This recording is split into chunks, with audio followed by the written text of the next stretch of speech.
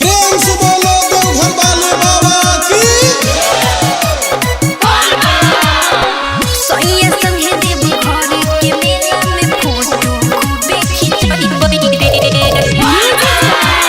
Vinod Indrajit photo खूबे खिंचाई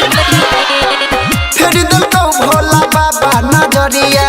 देवघर गई है तू बन के कांवरिया। अरे क्या नहीं फेर दिल तो भोला बाबा नजरिया देवघर गई है तू बन के कांवरिया। पिंधिले बैकेरुआ रंग के लहंगा पिंधिले बैकेरुआ रंग के लहंगा हम तो खूबे झमकई बैरे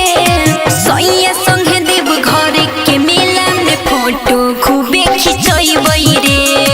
सोनिया संगे देव घर के मेला में फोटो खूबे खिंचई बैरे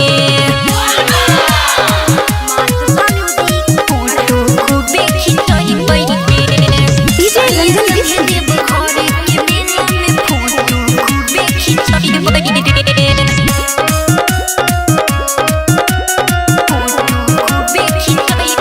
खोज रही जहने छौरी